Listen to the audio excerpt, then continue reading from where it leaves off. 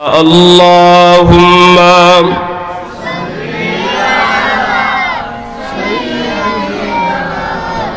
مولانا محمد وعلى آل سيدنا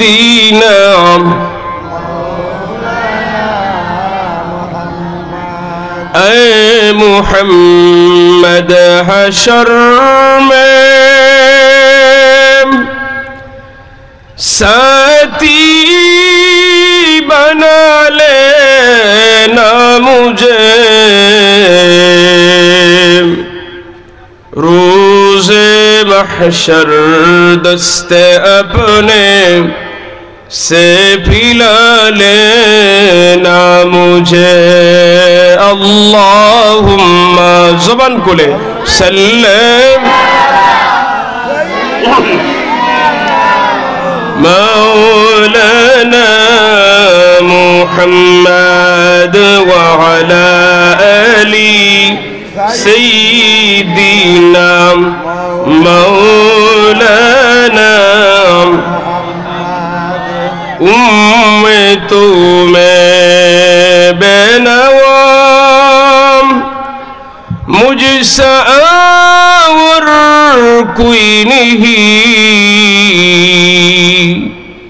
شرم سارم اپنی داموں میں چھپا لینا مجھے اللہم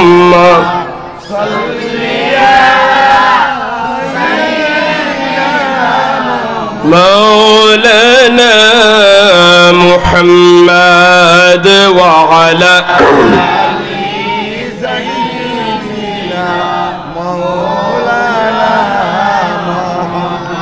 لا إله لا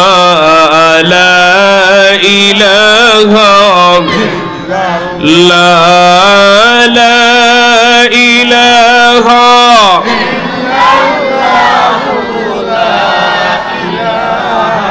إلا الله لا إله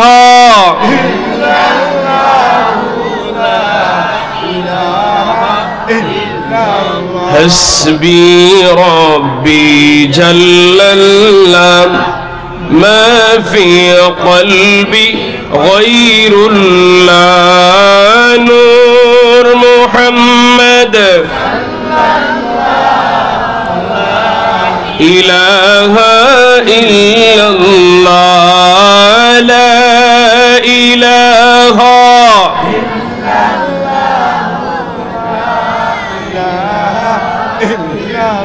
لا إله إلا الله محمد رسول الله صلى الله عليه وسلم সম্মানিত হাজিরিন এই মুহূর্তে আপনার আমার মতো কত মানুষ বিভিন্ন রোগে আক্রান্ত হয়ে বিভিন্ন ক্লিনিকে বিভিন্ন হাসপাতালে ভর্তি আছে না নাই আপনি যদি আপনার এলাকা তালাশ করেন অনেক মানুষ হয়তো মাহফিলে আসার ইচ্ছা ছিল অসুস্থতার কারণে আসতে পারে নাই এমন অনেক মানুষ আছে দুনিয়ার বিভিন্ন অপরাধের কাজে এই মুহূর্তে নিমজ্জিত কিন্তু আল্লাহ তাআলা আপনাকে আমাকে দয়া করেছেন এবং ওই সমস্ত মানুষ থেকে বাছাই করে পছন্দ করে সুস্থ হালতে এরকম একটি কোরআন সুন্নাহর মজলিসে বসার যে সুযোগ করে দিয়েছেন এতে আমরা খুশি না বেজার খুশি মনে বলি আলহামদুলিল্লাহ আমি আর একটু আওয়াজ চাই আওয়াজ করে বলি আলহামদুলিল্লাহ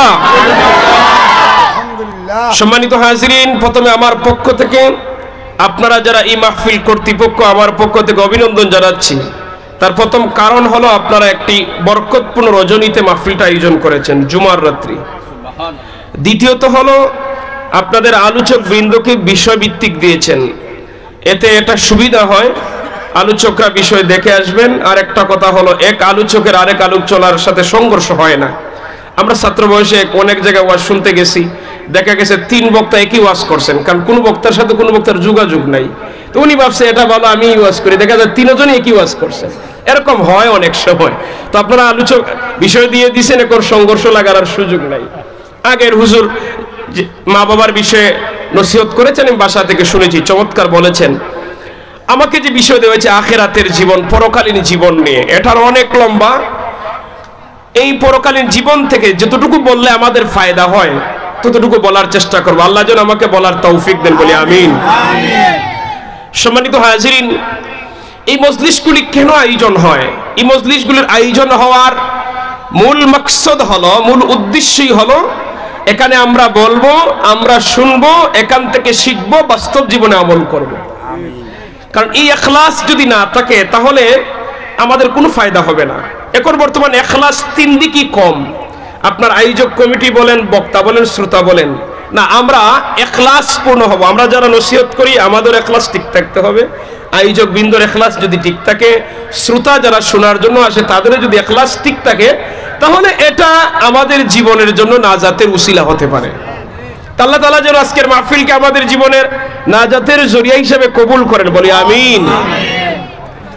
সম্মানিত হাজিরিন, যদিও আমি গুনাহগার, কিন্তু আজকের দিনের জন্য মুসাফির হিসেবে আমরা শেষ মুহূর্তে মুনাজাত দিব। মুনাজাত পর্যন্ত থাকবেন তো ইনশাআল্লাহ?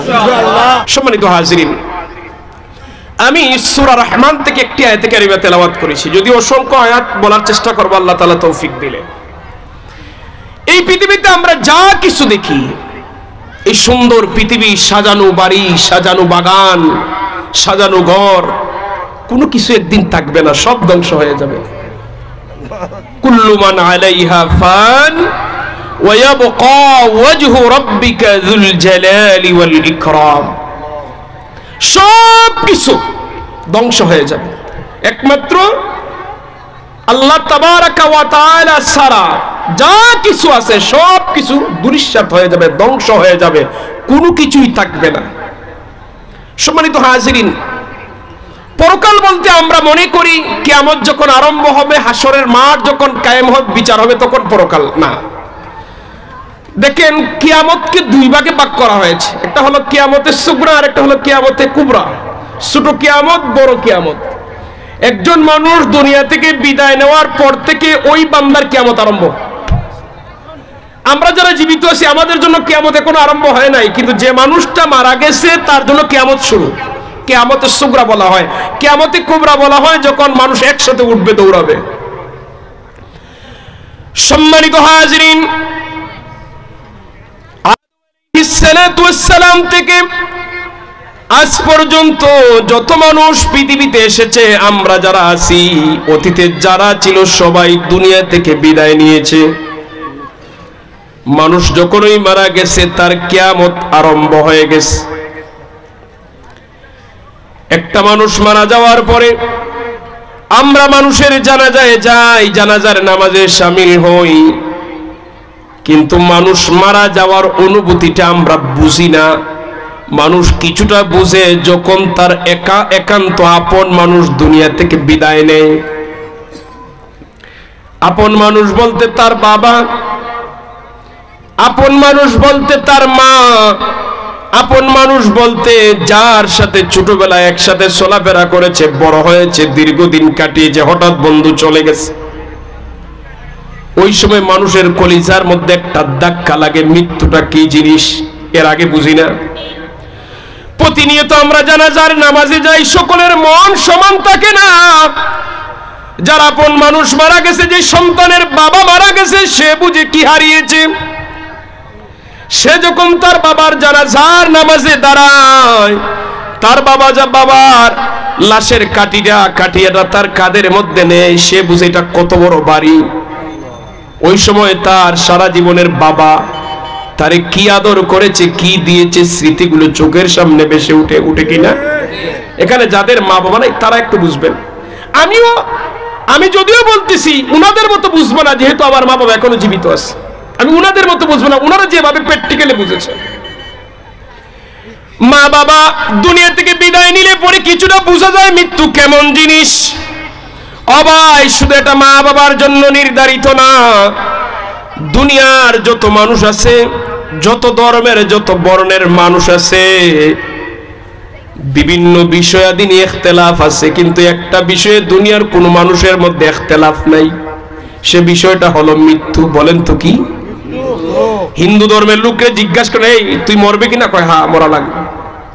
খ্রিস্টান ধর্মের মানুষকে জিজ্ঞাসা করেন, রে ভাই তুই মরবে কিনা? কয় অবশ্যই মরা লাগবে।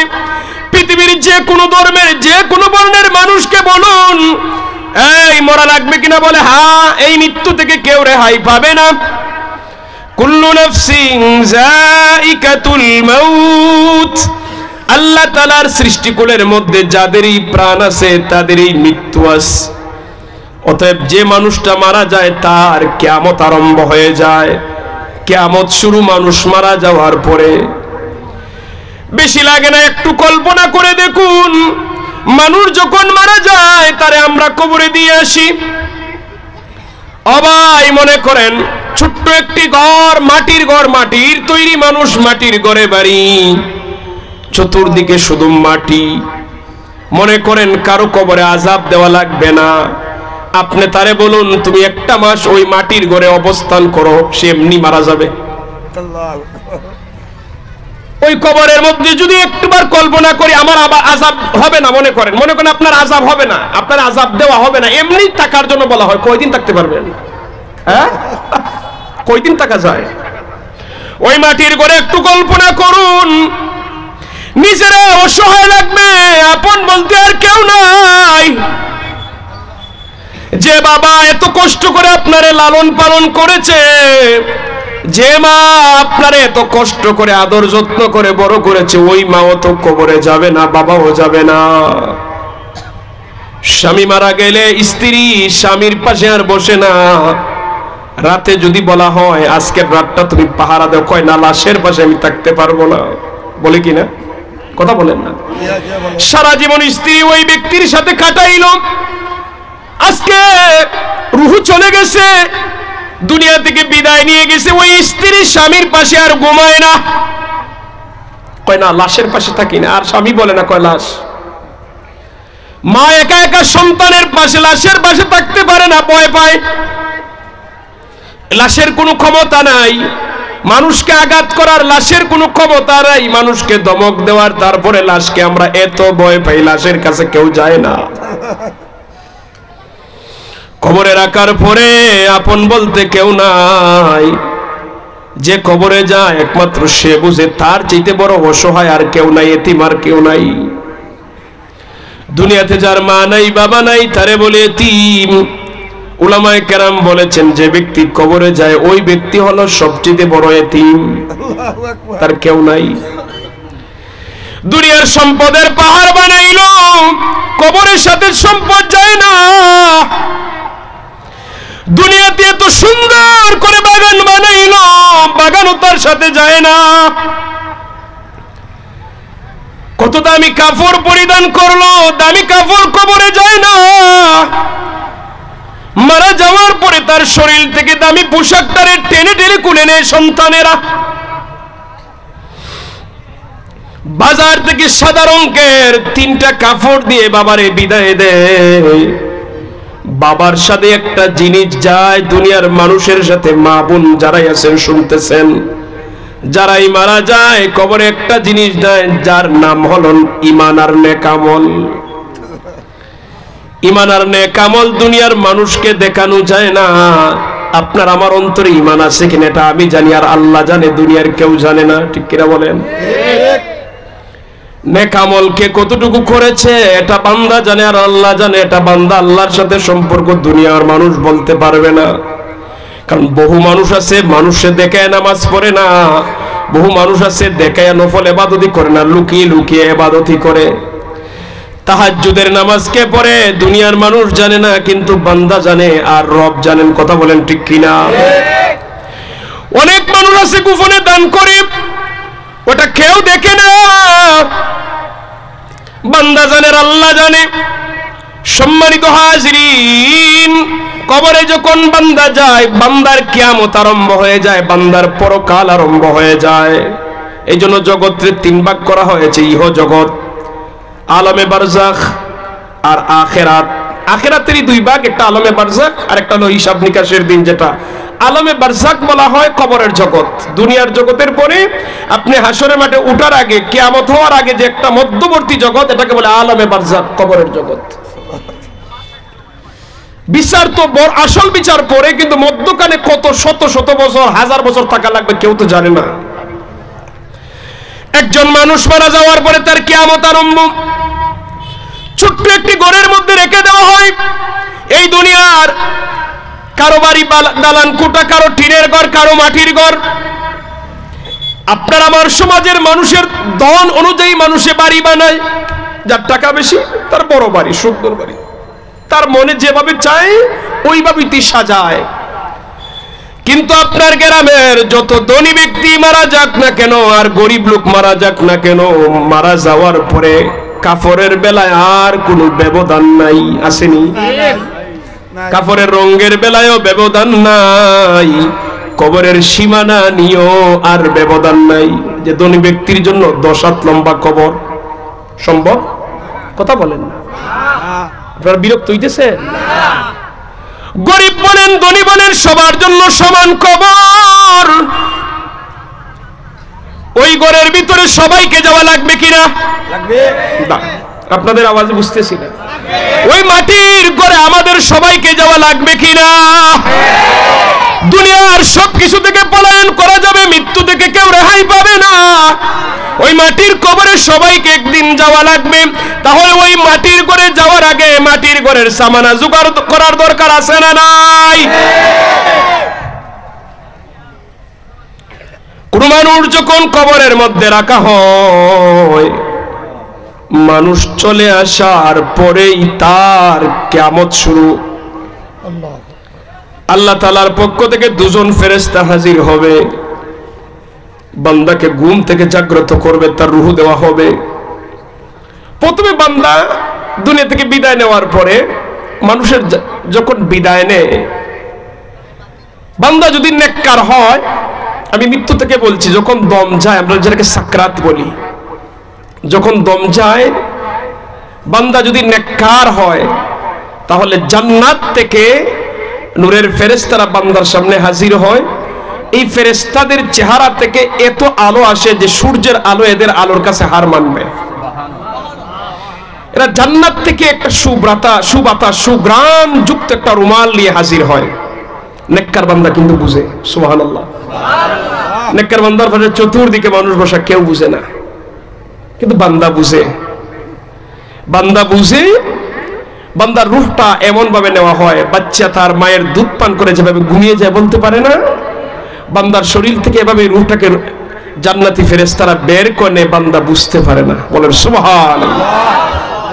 তার রূহটাকে আকাশের দিকে নেওয়া হয়। প্রথম আকাশে যাওয়ার পরে বলে কে? যে অমুক বান্দা।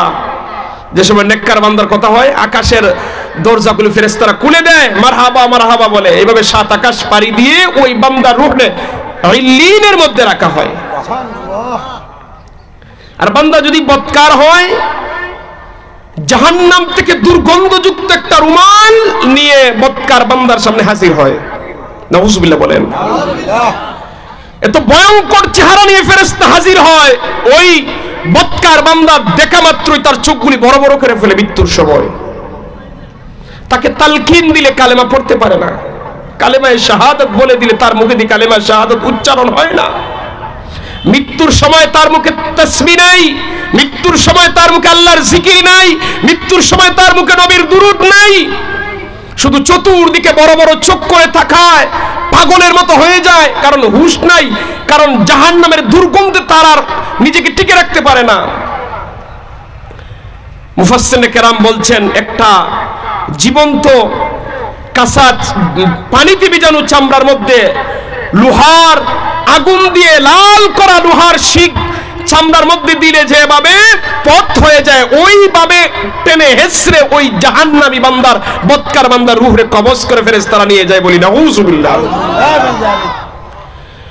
ওই বান্দার রূহকে গিয়ে ফেরেশতারা যখন নিয়ে আকাশের দিকে যায়, প্রশ্ন করা হয় কে কার রূহ, তখন বলা হয় বদকার বান্দা। বলে না, তার জন্য দরজা খোলা হবে না।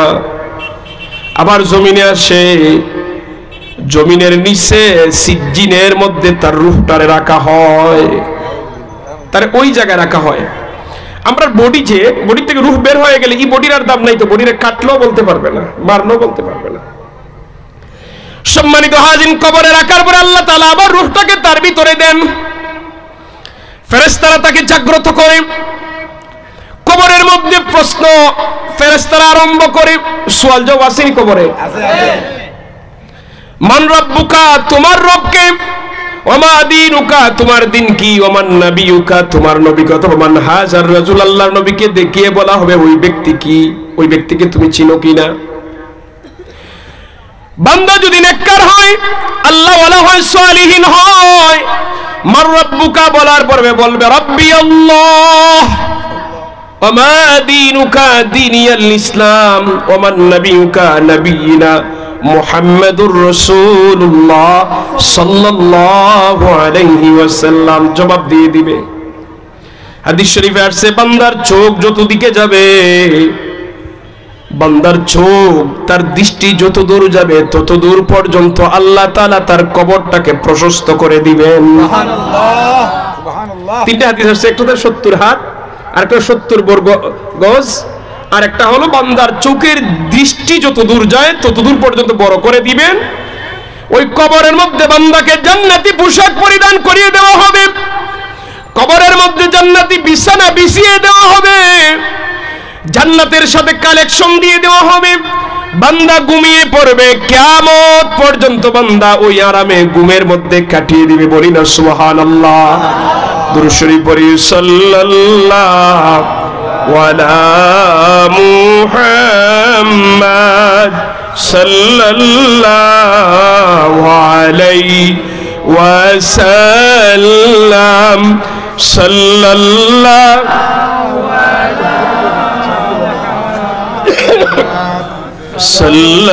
সাল্লাল্লাহু আলাইহি আইয়ুহাল মাবউসু ফীনা জিইতা বিল আমরিল মুতাঈ সাল্লাল্লাহু আলা মুহাম্মাদ সাল্লাল্লাহু সাল্লাল্লাহু আলা মুহাম্মাদ সাল্লাল্লাহু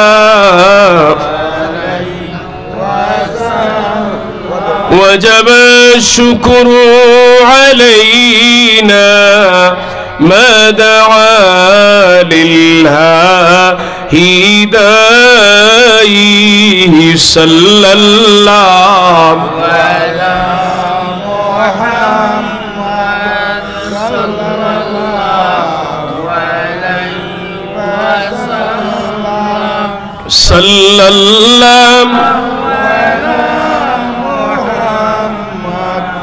صلى الله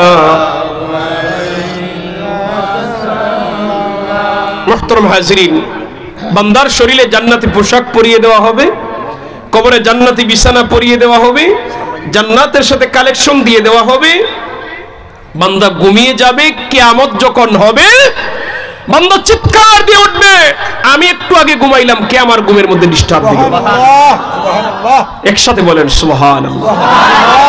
এমন আরামের ঘুম দিবে, বলবে কে আমাকে ডিস্টার্ব দিছে, অথচ বান্দা শত শত বছর চলে গেছে। আল্লাহু আকবার। এটাকে বলে জান্নাতি ঘুম। দেখবেন এই যে রাতের বেলা বৃষ্টি হলে পরের দিন মানুষে বলে আজকে রাতে ঘুমটা খুব ভালো হইছে, রাত কিভাবে গেছে বলতে পারি নাই। এরকম হয় কিনা ভাই? কারণ রহমতের বৃষ্টি পড়ছে, ঘুমটা আরাম হইছে। আরে দুনিয়ার রহমতের বৃষ্টি আসলে যদি এত আরামের ঘুম হয়, জান্নাতি পোশাক যখন গায়ে লাগবে, জান্নাতি বিছানা যখন গায়ে লাগবে, জান্নাতের সুঘ্রাণ যখন কবরে আসবে, বান্দা এমন ঘুম ঘুমাইবে, কে বলবে কে আমারে ঘুমে ডিস্টার্ব দিলে? বলি আল্লাহু আকবার। এইভাবে কিয়ামত পর্যন্ত চলে যাবে বান্দার এক ঘুমে। নেককার বান্দারা এভাবেই কবরে আসে। আর যদি বান্দা বদকার হয়, ফেরেশতারা প্রশ্ন করবে মান রাব্বুকা, তোমার রবকে বলবে লা আদরি, আমার জানা নাই। নাউযুবিল্লাহ বলে। ওমা দীনুকা, তোমার দিন কি? বলবে লা আদরি, আমার জানা নাই। ওমান নবিয়ুকা, তোমার নবীকে বলবে লা আদরি, আমার জানা নাই। সম্মানিত হাজিরিন, হাদিস সাক্ষী ওই বান্দার কবরের মাটি, ডান দিকের মাটি এমন জোরে বান্দারে ছাপ দিবে, ডান দিকের গুলো মটমট করে ভেঙে বাম দিকে চলে যাবে, বাম দিকের মাটি এমন জোরে ছাপ দিবে, বাম দিকের হাড্ডিগুলো ভেঙে ডান দিকে চলে যাবে। ওই বান্দা এমন জোরে একটা চিৎকার দিবে, দুনিয়ার পূর্ব থেকে পশ্চিম, উত্তর থেকে দক্ষিণ সবাই বান্দার চিৎকারের আওয়াজ শুনতে পারবে, কিন্তু দুনিয়ার জিন আর মানুষেরা একমাত্র শুনে না। পশু পাখিরা শুনে কিন্তু বান্দার আওয়াজ, বান্দার আওয়াজ পশু পাখিরা শুনে, কিন্তু জিন আর মানুষ শুনে না। যদি দুনিয়ার কোনো মানুষ শুনে ফেলতো পাগল হয়ে যাইত, জিন জাতি শুনলে আল্লাহর গোলাম বনে যাইত। কিন্তু এই দুই জাতিকে আল্লাহ শোনান না, যেহেতু এরারই বিচার হবে কিয়ামতে, এরারই জান্নাত এরারই জাহান্নাম, বাকি প্রাণীগুলোর হিসাবের পরে সব শূন্য হয়ে যাবে। কিন্তু এই দুই জাতি জান্নাতে যাবে, এই দুই জাতি জাহান্নামে যাবে, মানুষ আর জিন। বলেন না কে কে? দুরূদ শরীফ পড়ে আল্লাহুম্মা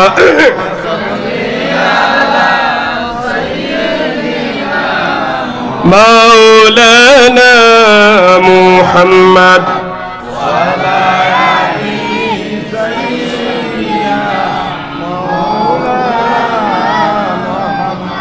জবান খুলে পড়ে আল্লাহুম্মা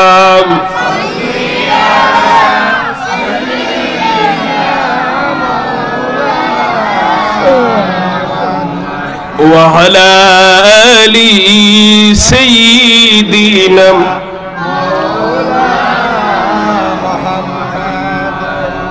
সম্মানিত হাজির। এরপরে ওই বান্দার কবরের মধ্যে একজন ফেরেশতা নিয়োগ দেওয়া হবে, যে ফেরেশতা চোখে দেখে না, কানে শুনে না, এমন একজন ফেরেশতাকে কবরে পাঠিয়ে দেওয়া হবে ওই ব্যক্তিকে সাজা দেওয়ার জন্য। আচ্ছা, কানো মানুষ, যে ব্যক্তি চোখে দেখে না তাকে আমরা অন্ধ ব্যক্তি বলি, খানা বলি, ঠিক না? অন্ধ ব্যক্তি যদি আপনার বাড়ি দেয়, আপনার শরীরের কোন জায়গায় দিবে আপনি কি সে কি দেখবে? দুনিয়ার মানুষ একজন আরেকজনের মারলে তো একটু দেখে ফিটের মধ্যে দেয়, যেন আঘাত জুড়ে পড়ে কষ্ট কম পায়। অন্ধ ব্যক্তি যদি আপনারে মারে, চৌকো পড়তে পারে, নাকের মধ্যে পড়তে পারে, মাথার মধ্যে পড়তে পারে, কোন জায়গায় পড়বে সে দেখে না। অন্ধ একজন ফেরেশতা নিয়োগ দেওয়া হবে এবং সে জাহান্নামের দুর্মুজ নিয়ে কবরে আসবে, কিয়ামত পর্যন্ত তার শরীরের মধ্যে আঘাত করতে থাকবে, এইভাবে তার শাস্তি চলতেই থাকবে। বলি নাউযুবিল্লাহ। দুনিয়াতে হয়তো একজনে মারলে আরেকজনে আপনাকে রক্ষা করত, অসুস্থ হলে ডাক্তারের কাছে নিয়ে যাইতো, চিকিৎসা করাইতো। কবরে কে যাবে ভাই? বলেন না, কবরে কে যাবে? কেউ নাই। একমাত্র কবর থেকে যদি কবরের জগতে মুক্তি পেতে চাও, তাহলে একমাত্র রাহমাতাল লিল আলামিনকে বন্ধু বানাইতে হবে, ঠিক কিনা বলেন? আমার নবীর আদর্শ গ্রহণ করা লাগবে, আমার নবীর সুন্নতের আমল থাকা লাগবে, আমার নবীর দেখানো পথ এবং মতে যারাই চলবে তারাই কবরে হাসরে মিজানে নাজাত পাবে। সম্মানিত হাজিরিন, এইভাবে প্রতিটা মানুষের কিয়ামতের সুগরা মৃত্যুর পরে আরম্ভ হয়ে যাবে। সবাই আমাদেরকে মরতে হবে। ওই কবর নিয়ে একটু চিন্তা করুন। কবরে যেহেতু যাওয়াই লাগবে, কবরের আযাব থেকে কিভাবে রক্ষা পাওয়া যায় এই সামান আমাদেরকে জোগাড় করতে হবে। পৃথিবীর কোন মানুষ ওই কবরে না গিয়ে হাসরে উঠতে পারবে না, মরা লাগবেই, কবরে যাওয়া লাগবেই। সম্মানিত হাজিরিন, এরপরে হলো কিয়ামতে কুবরা, বড় কিয়ামত। বড় কিয়ামত যখন হবে, ইসরাফিল আলাইহিস সালাতু ওয়াস সালাম সিংহায় ফুৎকার দিবেন। সিংহায় ফুৎকার দেওয়ার আগে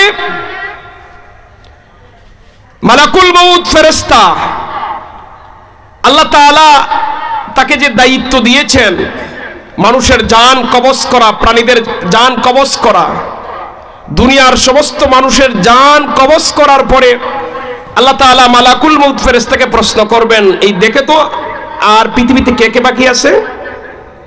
ফেরেশতারা বলবে, মালাকুল মউত ফেরেশতা বলবে, আল্লাহ দুনিয়ার মানুষ তো কেউ নাই, এখন আপনার ফেরেশতারা বাকি আছে। বলবেন সব ফেরেশতার জান কবজ করো। সকল ফেরেশতার জান কবজ করা হবে। বলবেন দেখো আর কে আছে? তো ফেরেশতা বলবে বড় 4 জন এখনো বাকি আছে। কে কে? যে ইসরাফিল, মিকাইল, জিবরিল আর আমি। বললেন যে বাকি 3 জনের জান কবজ করো। বাকি 3 জনের জান কবজ করা হবে। আল্লাহ বলবেন এখন দেখো কে বাকি? বলবে আল্লাহ একমাত্র আপনি আছেন আর আমি আছি। আল্লাহ তাআলা বলবেন এবার তুমি তোমার নিজের জান কবজ করো। ওই দিন মালাকুল মউত ফেরেশতা বলবে আল্লাহ আগে যদি জানতাম যে আমার জানটা আমারই কবজ করা লাগবে তাহলে এই দায়িত্ব আমি নিতাম না। এটা কত বড় কঠিন কাজ আমি জানি, আমি দায়িত্ব নিতাম না। তখন মালাকুল মউত ফেরেশতা নিজের জান নিজেই কবজ করবে। সবাই মারা যাবে, কোনো প্রাণী জীবিত নাই, একজন আছেন, তিনি কে? আল্লাহ। আমি আওয়াজ চাইছি আমার আল্লাহর নামটা বড় করে বলেন তিনি কে? আল্লাহ। ওই দিন আমার মালিক বলবেন লিমানিল মুলকুল ইয়াউম, আজকে রাজত্ব কার? আল্লাহ। লিল্লাহ, আজকে একমাত্র আল্লাহ তাআলার রাজত্ব আর কারো নাই।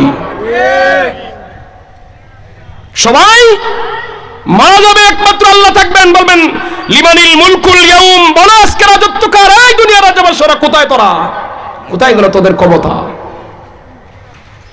সবাই যেদিন মারা যাবে ওই দিন বোঝা যাবে আমার আল্লাহর রাজত্ব। সম্মানিত হাজিরিন, আবার ইসরাফিলকে আল্লাহ তাআলা জান দিবেন, সে সিংহায় ফুৎকার দিবে। প্রথম ফু দেওয়া মাত্রই দুনিয়ার সব কিছু ভূমিকম্পের মতো কাঁপবে। মানুষগুলি জীবিত হবে, কবর থেকে বের হবে, মানুষ নিজেকে বাঁচানোর ধরো হাসরের দিকে সবাই দৌড়াবে। সম্মানিত হাজিরিন, ওই সময় মানুষ যখন উঠবে হাসরের দিকে দৌড়াবে, মানুষের গায়ে পোশাক থাকবে না। কি থাকবে না? উলঙ্গ হয়ে দৌড়াবে, জুতাবিহীন, খাতনাবিহীন, পোশাকবিহীন অবস্থায় মানুষ আল্লাহ তাআলার দরবারে হাজির হবে, দৌড়াতে থাকবে। সম্মানিত হাজিরিন, আম্মা জানা আয়েশা সিদ্দিকা রাদিয়াল্লাহু তাআলা আনহা বলেছিলেন ইয়া রাসূলুল্লাহ, ইয়া হাবিবাল্লাহ, আল্লাহর নবী, মানুষ যখন কিয়ামতের মাঠে উলঙ্গ হয়ে হাসরের মাঠে উঠবে, মানুষ যদি জুতাবিহীন অবস্থায়, কাপড়বিহীন অবস্থায় উঠে, তাহলে মানুষ কি একজন আরেকজনের দিকে তাকাবে না? মানুষ কি লজ্জাবোধ করবে না? আল্লাহ রাসূল বললেন আয়েশা, কিয়ামতের মাঠ, হাসরের মাঠ এমন কঠিন একটি মাঠ হবে যে মাঠের মধ্যে মানুষ নিজের নিয়ে এত ব্যস্ত থাকবে, নিজের চিন্তায় এত মগ্ন থাকবে, একজন মানুষ যে উলঙ্গ আছে কিনা আরেকজনের দিকে তাকানোর কল্পনাই তার মনের মধ্যে আসবে না। কত বড় একটা কঠিন মাঠ হবে। ওই হাসরের মাঠে মা তার সন্তানকে ভুলে যাবে, সন্তান তার বাবাকে ভুলে যাবে, ভাই ভাইকে ভুলে যাবে, স্বামী স্ত্রীকে ভুলে যাবে, একে অন্যরে খুঁজবে না, সবাই নিজের বাঁচানোর জন্য দৌড়াবে, মানুষ পলায়ন করবে। আল্লাহ কোরআনে বলছেন ইয়াউমা ইয়াফিরুল মারউ মিন আখিহি ওয়া উম্মিহি ওয়া আবিহি ওয়া সাহিবাতিহি ওয়া বানিহি। ইয়াউমা ইয়াফিরুল মারউ মিন আখিহি, ওই দিন মানুষ পলায়ন করবে তার নিজের ভাই থেকে, ওয়া উম্মিহি ওয়া আবি, উম্মি মানে মা, আবি মানে বাবা, তার মা থেকে পলায়ন করবে, তার বাবা থেকে পলায়ন করবে, ওয়া সাহিবাতিহি, তার সাথী থেকে, সাথী মানে স্ত্রী, সাথী মানে বন্ধু, সাথী মানে যত ঘনিষ্ঠ মানুষ পরিচিত আছে, ওয়া বানি, তার সন্তান থেকে, নিজের সন্তান থেকে, নিজের স্ত্রী থেকে, নিজের বন্ধু বান্ধব থেকে, নিজের মা থেকে, নিজের বাবা থেকে, নিজের ভাই থেকে মানুষ পলায়ন করবে একমাত্র কারণ নিজের বাঁচানো। মানুষ যত সময় পর্যন্ত নিজের ব্যাপারে জান্নাতের ফয়সালা না শুনবে, তত সময় পর্যন্ত কলিজার টুকরা সন্তানকেও ভুলে যাবে। যখন সে জানবে রবের কাছ থেকে সে জান্নাতের সার্টিফিকেট পেয়ে গেছে, জান্নাত নিশ্চিত হয়ে গেছে, তখন তার মনের মধ্যে আসবে বাবার কথা, মায়ের কথা, সন্তানের কথা। নিজে যত সময় পর্যন্ত জান্নাত লাভ করতে পারছে না, তত সময় পর্যন্ত সবাইকে সে ভুলে যাবে। এটা আমার যদি কথা হইতো তাহলে আমার কথার আপনি ডাস্টবিনে ফেলে দিতে পারতেন, আমার কথার আর দাম কি? কিন্তু রব বলেছেন ইয়াউমা ইয়াফিরুল মারউ মিন আখিহি, দুনিয়া কথা বলেন ঠিক কিনা? দুনিয়ার সব মানুষের কথা আপনি না মানতে পারেন, আমার কিচ্ছু আসে যায় না। রবের কথা মানা লাগবে, আমার নবীর কথা ঠিকই মানা লাগবে। রব কোরআনে বলছেন ইয়াউমা ইয়াফিরুল মারউ মিন আখিহি, ওই দিন ভাই তার ভাই থেকে পলায়ন করবে, ওয়া উম্মিহি ওয়া আবি, তার মা থেকে তার বাবা থেকে পলায়ন করবে, ওয়া সাহিবাতিহি ওয়া বানি, তার সাথী থেকে পলায়ন করবে, তার সন্তান আদি থেকে পলায়ন করবে। সম্মানিত হাজিরিন, বিচার আরম্ভ হবে হাসরের মাঠে। এখন তো সূর্য 15 কোটি কিলোমিটার দূরে অবস্থান করতেছে। 15 কোটি কিলোমিটার দূরে সূর্যের তাপমাত্রা আমরা পৃথিবী থেকে, জমিন থেকে সহ্য করতে পারি না। তখন হাসরের মাঠে কারো মাথার উপরে সূর্য থাকবে আদাত উপরে, এত কঠিন হবে। কারো গাম বেবে হাঁটু পানি হবে, কারো পেট পানি হবে, কারো বুক হবে, কারো সাঁতার হবে। একটাবার চিন্তা করে দেখেন, আকাশের সূর্যের তাপমাত্রা দুনিয়া থেকে আমরা সহ্য করতে পারি না। অবাই যারা বিদেশের জমিনে কাজ করে, আরব দেশে বলে গরমের যন্ত্রণা, রোদের মধ্যে কাজ করা যায় না। অথচ দুনিয়া থেকে সূর্য 15 কোটি কিলোমিটার দূর, হাসরের মাঠে মাথার উপরে থাকবে। ওই কঠিন মুহূর্ত কেমন হবে, এর চাইতে কঠিন আর কোন অবস্থা থাকতে পারে না। সম্মানিত হাজিরিন, ওই দিন আপনার আমল নামা হিসাব হবে। মিজানের পাল্লা রেডি আছে না নাই? এত কোটি কোটি মানুষ, আল্লাহ বলেছেন আল্লাহ দ্রুত হিসাব গ্রহণকারী।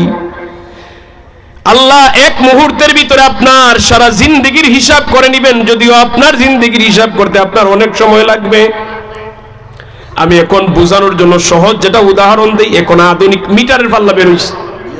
মিটারের পাল্লা আপনি যে জিনিসটা দিবেন অটোমেটিক তার গ্রাম উঠবে, যে টাকা দিবেন টাকা উঠবে, তার ওজনটা কত অটোমেটিক উঠে যাবে, দিলেই উঠবে, এটা নাড়াচাড়া করা লাগে না। আর যেটা তো মানুষে বানাইছে, মানুষে বানাইছে না, মানুষের বানানি যদি এত দ্রুত হিসাব হয়, আমার আল্লাহ তো আহকামুল হাকিমিন। আল্লাহ যেটা বানাইছেন এটা দেওয়া মাত্রই মুহূর্তে হিসাব হবে। কিভাবে জানেন? আপনি দাঁড়াইবেন মিজানের পাল্লা, আপনি দাঁড়াইবেন, একদিকে নেকি উঠবে আর একদিকে বদি উঠবে। নেকির পাল্লা যদি বাড়ি হয় জান্নাত আছে, বদির পাল্লা যদি বাড়ি হয় জাহান্নাম আছে। সম্মানিত হাজিরিন, আমরা যে দুনিয়ার বুকে বসবাস করি, মনে করবেন না আমি আমার মতো চলতেছি, কেউ দেখে না। হয়তো দিনের বেলা আপনি মানুষের সামনে ভালো কাজ করলে মানুষে দেখে, গুনাহ করলে মানুষে দেখে, কিন্তু গোপনে ভালো কাজ করলে দুনিয়ার মানুষ দেখে না, গোপনে গুনার কাজ করলে দুনিয়ার মানুষ দেখে না। কিন্তু আল্লাহ তাআলার পক্ষ থেকে ফেরেশতারা আছে না নাই? আল্লাহ তাআলা বলেন ওয়া ইন্না আলাইকুম লাহাফিযিন।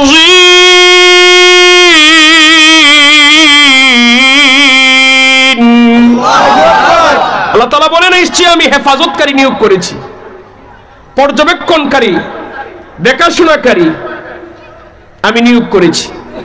কারা? কিরামান কাতিবিনা ইয়ালামুনা মা তাফআলুন।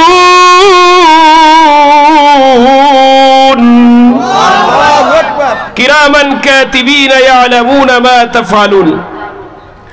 আমাদের দুই কাদের মধ্যে সম্মানিত ফেরেশতা আছে। আমরা অনেকে বলি এদের নাম কিরামান কাতিবিন, মূলত এদের নাম কিরামান কাতিবিন না। কিরামান অর্থ সম্মানিত, আর কাতিবিন অর্থ লেখক বৃন্দ। কিরামান অর্থ সম্মানিত, কাতিবিন অর্থ লেখক বৃন্দ। আল্লাহ তাআলা সম্মানী লেখক বৃন্দ পাঠাইছেন আমরা যে আমল করি, এই আমলগুলো লেখার জন্য। আপনি ভালো করলেও তারা লেখে, মন্দ করলেও লেখে। এদের নাম কিরামান কাতিবিন না, এদের নাম আসলে পাওয়া যায় নাই।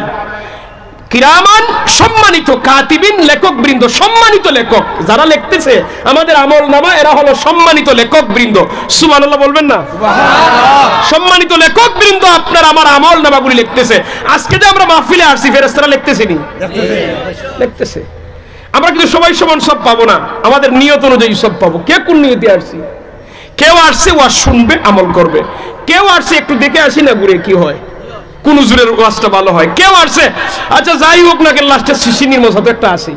মানে এক একজনের এক এক নিয়ত, নিয়ত অনুযায়ী লেখা হবে। সম্মানিত হাজিরিন, ভালো করলো লাগবে, মন্দ করলো লাগবে। এখন যদি ভালো হয়, মনে করেন মিজানের পাল্লায় আপনি দাঁড়াইছেন, আপনার নেক আমল বেশি হয়, ফেরেশতারা তো সব রিপোর্ট আল্লাহর কাছে দেয়, প্রত্যেক সোমবারে আর বৃহস্পতিবারে আল্লাহর কাছে পৌঁছায় আপনার আমার জিন্দেগির আমল নামা। এখন যদি আপনার নেক আমল বেশি হয়, কোথায় যাবেন? আল্লাহ কোরআনই বলছেন, ইন্নাল আবরারা লাফি নাঈম।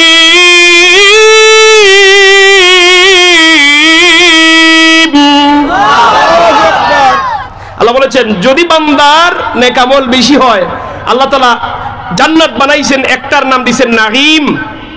ওই নাঈম জান্নাতের মধ্যে আল্লাহ পৌঁছাই দিবেন। জুড়ে বলবেন সুবহানাল্লাহ। আর যদি বদ আমল বেশি হয়, গুনাহ বেশি হয়, কোথায় যাবে? ওয়া ইন্নাল ফুজ্জারা লাফি জাহিম।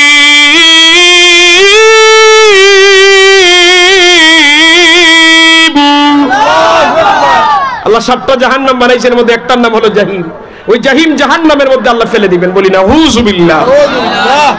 মিজানের পাল্লায় আপনি দাঁড়াবেন, আপনি দুনিয়াতে একটা ছোট্ট আমল করলেও, নেক আমল করলো নেকির পাল্লায় উঠবে, ছোট্ট একটি গুনার কাজ করলো বদ আমলে উঠবে। এটাও কোরআনে আছে, ফামান ইয়ামাল মিসকালা যাররাতিন খায়রান ইয়ারাহ ওয়া মান ইয়ামাল মিসকালা যাররাতিন শাররান ইয়ারাহ। মিসকালের আধুনিক মুফাসসিরগণ ব্যাখ্যা করেছেন সরিষার দানা, সহজে বোঝানোর জন্য কি বলছেন? আচ্ছা, সরিষার দানা দেখতে বড় না ছোট? একবারে ছোট না ভাই? ওই পরিমাণ যদি কেউ ভালো কাজ করে, এটারও প্রতিদান আল্লাহ তারে দিবেন। ওই পরিমাণ যদি কেউ গুনাহ করে, এটারও শাস্তি আল্লাহ দিবেন। আল্লাহু আকবার। ও ভাই, এখন আপনি আমার জীবন নিয়ে যদি আমি চিন্তা করি, আপনার জীবনে আপনি চিন্তা করে দেখেন না, এই ছোট বড় কি পরিমাণ আমরা গুনাহ করি, আর কি পরিমাণ নেক আমল করি। দেখা যাবে নিজের জীবনের হিসাব মিলাইলে ভাই নেক আমলের চেয়ে বদ আমলই আমাদের বেশি, ঠিক না ভাই? নেক আমলের চেয়ে বদ আমল আমাদের বেশি। হাঁটতে বইতে বদ আমল, চলতে ফিরতে গীবত, পরনিন্দা, সুকুল করে আল্লাহ তাআলা এই জবানটা আমাদেরকে দিয়েছেন। দেখেন যে ব্যক্তি বুবা, কথা বলতে পারে, তারে বুবা বলি না আমরা, কথা বলতে পারে না, সে যদিও মনে করেন নেক আমল করে না, কিন্তু বদ আমল থেকে মুক্ত, জবানের বদ আমল থেকে সে মুক্ত। কিন্তু আল্লাহ তাআলা আমাদের কি জবান দিয়ে দিয়েছেন নিয়ামত, আমরা এই জবানটারে প্রতিদিন আপনার কি কাজের মধ্যে বের করি। আপনি সারা দিনের হিসাবটা রাত্রে মিলিয়ে দেখেন, সারা দিন কয়টি কথা আপনি নেক আমলের বলছেন, কয়টি কথা বদ আমলের বলছেন। দেখবেন বদ আমলের পাল্লা ভারী। আমরা গীবত করি, পরনিন্দা করি, মানে এমন কথাবার্তা সারা দিন বলি যার মধ্যে কোনো সওয়াব, কথা বলেন, যার মধ্যে কোনো সওয়াব নাই। অথচ আল্লাহ তাআলা আমাদেরকে জবান দিয়েছেন, আমরা যেন এমন কথা বলি যাতে সওয়াব হয়, মানুষের উপকার হয়, দুনিয়াবাসীর উপকার হয়, পরকালে উপকার হয়। কিন্তু আমরা আমাদের জবানটাকে ঠিকমতো ব্যবহার করি না। ওই মিজানের পাল্লায় যখন আপনি দাঁড়াবেন, আপনি অসহায় হয়ে যাবেন। ওই দিন আপনার ছোট্ট একটা আমল আপনার জন্য নাজাতের উসিলা হতে পারে। আল্লাহ তাআলা যেন আমাদেরকে বেশি বেশি নেক আমলের তৌফিক দেন, বলি আমিন। মিজানের পাল্লা আছে, ফুল সিরাত আসেনি? আছে আছে। ফুল সিরাতের ফুল আপনারা শুনছেন তো, এটা কেমন হবে? খুব বিশাল বড়, পদ্মা সেতুর মতো। হ্যাঁ, চুলের চিতে চিকন না, তলোয়ারের চিতে দাঁড়ানো, 30,000 বছরের রাস্তা, বিভিন্ন ইখতিলাফ আছে। যাই হোক, এইরকম ফুল সিরাতের ফুলটাকে আল্লাহ ফিট করবেন জাহান্নামের উপরে। নেককার বান্দা তার নেক আমল, ঈমান এবং আমল যত মজবুত হবে, সে তত দ্রুত গতিতে ফুল পার হবে। আর যার বদ আমল যত বেশি হবে, সে তত সময় লাগবে এবং কেটে কেটে ওই ফুলসিরাতের ফুলের নিচে পড়ে জাহান্নামের মধ্যে পড়ে যাবে, বলি নাউযুবিল্লাহ। এরপরও আপনার নেক আমল আছে, আল্লাহ আপনাকে নেক আমল দিবেন। আপনি যদি আপনি নেক আমল করছেন, আল্লাহ তাআলা আপনাকে ডান হাতে আমলনামা দিবেন। এর মাঝে এই না যে আপনি জান্নাতে চলে যাবেন, আমার নবীর শাফায়াত বাকি আছে। এবার কঠিন একটি কথা বলে আমার আলোচনা শেষের দিকে যাব। তাবারুক কিন্তু তারা নিয়ে আসছে, আর 11:31 বাজে, ঠিক 12টায় আলোচনা শেষ হবে। আমাদের দোয়া সবকিছু শেষ হয়ে যাবে ইনশাআল্লাহ। মিলাদ পড়বেন শেষ হয়ে যাবে, ঠিক আছে? আমরা শেষে মিলাদ পড়ে নিব, তারপরে সিনি দিয়ে দেওয়া হবে। এর আগে আমি কিছু কথা বলবো, মনটারে একটু গভীর করেন, হৃদয়টারে একটু চিন্তা করেন। যে আমি অসহায়, আমার কেউ নাই সাথী, পরকালে আমি একা, আমি উঠবো, আমি নবীর শাফায়াত কিভাবে পাবো? কাল কিয়ামতের ময়দানে মানুষ যখন হাসরের মাঠে উঠবে, এত গরমের মধ্যে, উত্তপ্তর মধ্যে মানুষ অবস্থান করবে, মানুষ পাগল পারা হয়ে যাবে। বিচার কেন আরম্ভ হয় না? বিচার আরম্ভ হওয়ার আগেই মানুষ দুর্বল হয়ে যাবে, ক্লান্ত হয়ে যাবে। মানুষদের মধ্য থেকে একটি কাফেলা, বিশাল বড় একটি কাফেলা, তারা বলবে চলো আমরা এই দুনিয়ার প্রথম নবী, প্রথম মানুষ আদম নবীর কাছে যাই, যেন আল্লাহ তাআলা বিচার আরম্ভ করেন, উনি যেন সুপারিশ করেন। মানুষের বিশাল বড় কাফেলা যখন আদম আলাইহিস সালাতু ওয়াস সালামের কাছে যাবে, ও আল্লাহর পয়গাম্বর, আপনি আদম সফিউল্লাহ, আপনি তো এই দুনিয়ার প্রথম নবী, প্রথম মানুষ, আল্লাহ তাআলা আপনারে বানাইছেন আবুল বাশার, সমস্ত মানুষের পিতা। আজকে মানুষ বড় কষ্টের মধ্যে আছে, আপনি আল্লাহর কাছে দোয়া করুন, আল্লাহ তাআলা যেন বিচারের কাজটা আরম্ভ করে দেন। আদম নবী বলবেন, আল্লাহর গোলামেরা, না না, আজকে রবের কাছে সুপারিশ করার কোনো ক্ষমতা আমার নাই। আল্লাহ তাআলা আমারে দুনিয়ায় পাঠিয়েছিলেন, আমি আল্লাহ তাআলার একটা হুকুম অমান্য করেছিলাম, আমি জানি না আল্লাহ তাআলার কাছে সেই জবাব আমি কিভাবে দিব। অথচ নবীগণ জান্নাতি, সব নবী কিন্তু জান্নাতে যাবেন, সব নবী কিন্তু উম্মতের পক্ষে সুপারিশ করবেন, সব নবী কিন্তু নিষ্পাপ, সব নবীরা উম্মতের পক্ষে শাফায়াতকারী। এরপর নবী বলতেছেন, না আমি জানি না আল্লাহ আমার সাথে কি ব্যবহার করবেন, আমি সুপারিশ করতে যাব না। আদম আলাইহিস সালাতু ওয়াস সালাম বিদায় করে দেওয়ার পরে মানুষেরা দৌড়ে যাবে নূহ আলাইহিস সালাতু ওয়াস সালামের কাছে, গিয়ে বলবে, আল্লাহর নবী, আপনি তো লম্বা হায়াত পেয়েছিলেন, দুনিয়াতে আপনি আল্লাহর পয়গাম্বর ছিলেন, আজকের এই কঠিন দিনে রবের কাছে আপনি দরখাস্ত করুন, আমাদের জন্য সুপারিশ করুন, যেন আল্লাহ বিচারের কাজটা আগে আরম্ভ করেন। নূহ নবী বলবেন, না, আমি দায়িত্ব পালন করেছি, কিন্তু না, আমার দায়িত্বের মধ্যে ত্রুটি আছে, রবের কাছে আমি দাঁড়াতে পারবো না, সুপারিশ করার ক্ষমতা আমি রাখি না। মানুষগণ বলবে, তাহলে চলো আমাদের জাতির পিতা ইব্রাহিম আলাইহিস সালাতু ওয়াস সালামের কাছে যাই। মানুষেরা আমাদের জাতির পিতা ইব্রাহিম আলাইহিস সালাতু ওয়াস সালামের কাছে যাবে, গিয়ে বলবে, ও খলিলুল্লাহ, আপনি তো আল্লাহর বন্ধু ছিলেন, আজকে বন্ধুর পরিচয় দেন, বন্ধুর খাতির নিয়ে রবের কাছে একটু সুপারিশ করুন, আল্লাহ যেন বিচারের কাজটা আরম্ভ করেন। ইব্রাহিম খলিলুল্লাহ বলবেন, ওই আল্লাহর বান্দারা, না না, আল্লাহ তাআলা আমাকে দুনিয়ায় যে দায়িত্ব দিয়ে পাঠিয়েছিলেন, আমার মনে হয় আমি সঠিকভাবে আদায় করতে পারি নাই, আজকে আল্লাহর দরবারে আমি সুপারিশ করতে পারবো না। ইব্রাহিম নবী তাড়িয়ে দিবেন, মানুষেরা দলে দলে যাবে হযরতে মূসা আলাইহিস সালাতু ওয়াস সালামের কাছে। ও মূসা পয়গম্বর, আপনি তো বনি ইসরাইলের জামানার সবচেয়ে বড় নবী, আপনার চাইতে ক্ষমতাধর নবী নয়, কেমন ক্ষমতাধর ছিলেন, উনি খুব রাগান্বিত নবী ছিলেন, উনি যখন রাগ করতেন ওনার তালু দিয়ে আগুনের লুক্কা বের হয়ে যাইত। আল্লাহর নবীদের মধ্যে একজনই নবী মূসা নবী, যিনি মালাকুল মউত ফেরেশতারে ঢুসি মেরেছিলেন। চিন্তা করে দেখেন, মালাকুল মউত ফেরেশতারে যে ব্যক্তি ঢুসি মারে, সাধারণ মানুষ, কথা বলেন না কেন, অসাধারণ, আল্লাহর শ্রেষ্ঠ চারজন রাসূলের মধ্যে একজন মূসা নবী, যিনি আল্লাহর সাথে কথা বলেছেন, মূসা কালিমুল্লাহ বলা হয়, যিনি আল্লাহর সাথে তুর পাহাড়ে কথা বলেছেন। ওই মূসা নবী বলবেন, না না, আমার দায়িত্ব পালন করতে হয়তো ত্রুটি হয়েছে, আমি রবের কাছে সুপারিশ করার অধিকার রাখি না। মানুষেরা দলে দলে দৌড়ে যাবে ঈসা রূহুল্লাহর কাছে। আল্লাহর নবী, আপনি আল্লাহ তাআলার ক্ষমতাধর নবী ছিলেন, আপনি মানুষকে কবর থেকে জীবিত জিন্দা করতে পারতেন, মৃত মানুষকে জীবিত করতে পারতেন, এত ক্ষমতাধর নবী। আজকে আমরা অসহায়, রবের কাছে একটু দোয়া করুন, রব যেন বিচারের কাজটা শুরু করে দেন। ঈসা নবী বলবেন, না, আজকের এই ময়দানে আমি সুপারিশ করার ক্ষমতা রাখি না, তবে আমি যদিও নিজে সুপারিশ করব না, কিন্তু এমন ব্যক্তিকে ডেকে দেব যার কাছে গেলে পরে তোমাদের কাজ হবে, আল্লাহ তাআলা তার সুপারিশ কবুল করবে। বলবেন না সুবহানাল্লাহ? ঈসা রুহুল্লাহ আপনার আমার নবীরে দেখিয়ে দিবেন, যাও আখিরি পয়গম্বর সাইয়্যিদুল মুরসালিন ইমামুল মুরসালিন রাহমাতাল লিল আলামিনের কাছে যাও। ওই নবী আজকে পারবেন সুপারিশ করতে, আর কেউ পারবে না। সবাই মিলে যখন আপনার আমার নবী শ্রেষ্ঠ নবীর কাছে গিয়ে সুপারিশের কথা বলবে, নবী বলবেন, উম্মতেরা আমি তো তোমাদের জন্যই অপেক্ষায় আছি। আল্লাহ সাল্লাল্লাহু আলাইহি ওয়াসাল্লাম ওই দিন সিজদার মধ্যে পড়ে যাবেন।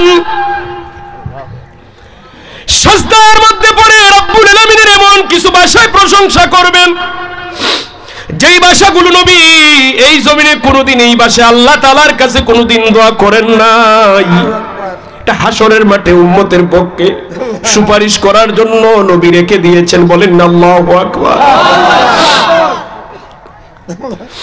এই ভাষাগুলো কি দরখাস্ত করবেন, আমার নবী কি কথাগুলি বলবেন, এই কথাগুলো নবী জীবনে দুনিয়ায় কোনোদিন বলেন নাই।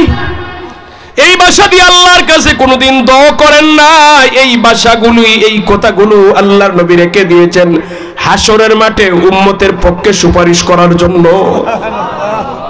নবী সিজদায় পড়ে রবের যখন প্রশংসা করতে আরম্ভ করবেন, এমন ভাষায় প্রশংসা করবেন, দয়ালু রব নবী কে বলবেন, ইয়া রাসূলুল্লাহ, আমার হাবিব, ও আমার দুস্থ, মাথা উঠান, কি প্রয়োজন আপনি চান, আজকের দিনে আপনি যা চাইবেন আমি তাই কবুল করব। আমার নবী মাথা উঠাবেন, আমার নবী বলবেন, আল্লাহ বিচারের কাজ আরম্ভ করুন। আল্লাহ তাআলা বিচারের কাজ আরম্ভ করবেন। আপনার আমার নবী পৃথিবীতে এসেছেন সবার শেষে, কিন্তু জান্নাতের দরজা সবার আগে খুলবেন আপনার আমার নবী। অন্যান্য নবীর উম্মতেরা পৃথিবীতে দুনিয়াতে এসেছে আগে, কিন্তু আখিরি নবী আমাদের নবীর উম্মতেরা জান্নাতে যাবে সবার আগে। জবান করে বলি, শ্রেষ্ঠ নবীর উম্মত হয়ে নবীর চিনলাম না। আপনার আমার নবী সবার আগে জান্নাতের তালা খুলবেন, আপনার আমার নবীর উম্মতেরা সবার আগে জান্নাতে প্রবেশ করবে। আল্লাহ তাআলা অর্ডার দিবেন, আপনার আমার নবী সুপারিশ করবেন, প্রথম ৭০,০০০ বিনা বিচারে বিনা হিসাবে আল্লাহ তাআলা জান্নাত দিয়ে দিবেন। উম্মতে মুহাম্মদীরা আমার আপনার নবীর উম্মত, শ্রেষ্ঠ নবীর উম্মতের ৭০,০০০ মুসলমানকে বিনা হিসাবে জান্নাত দিবেন, হিসাব নাই। ৭০,০০০ এদের মধ্যে কারা থাকবে? সাহাবায়ে কেরাম, যারা ইমানের জন্য, দ্বীনের জন্য, ইসলামের জন্য জীবন দিয়েছেন, রক্ত দিয়েছেন, শহীদ হয়েছেন, সম্পদ ব্যয় করছেন, নিজের ঘর বাড়ি ছেড়েছেন, নিজের স্ত্রী ছেড়েছেন, পরিবার ছেড়েছেন একমাত্র দ্বীন টিকানোর জন্য।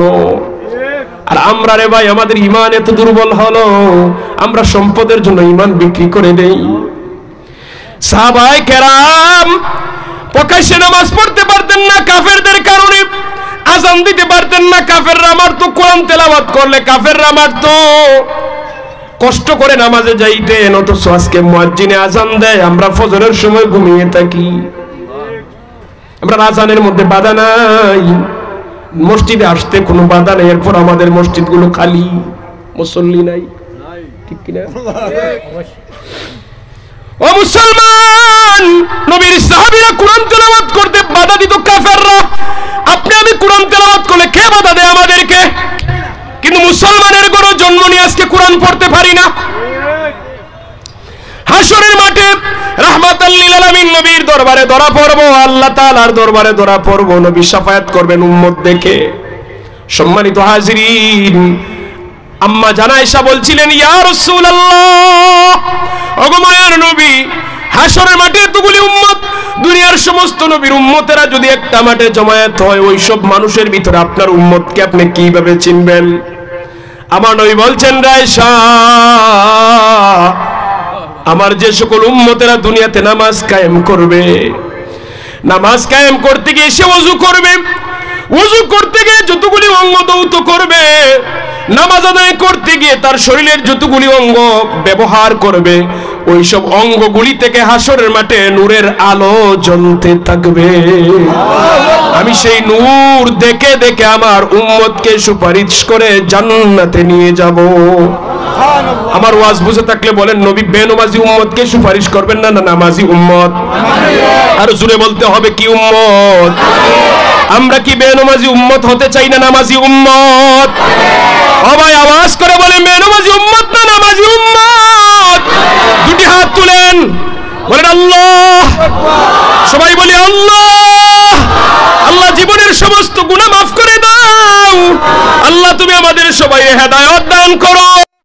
আল্লাহ আজ থেকে 5 ওয়াক্ত নামাজ আদায় করার তৌফিক দান করো।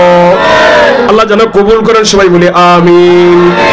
সম্মানিত, আমি কিন্তু ওয়াদা করাইছি না, শুধু অনুরোধ করছি আর বলে গেছি, নবীর শাফায়াত পাইতে গেলে নামাজ ছাড়া উপায় নাই।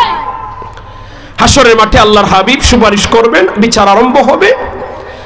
মুসলমানদের মধ্যে জাহান্নামে যাবে, শাস্তি ভোগ করার পরে আবার জান্নাতে একদিন যাবে।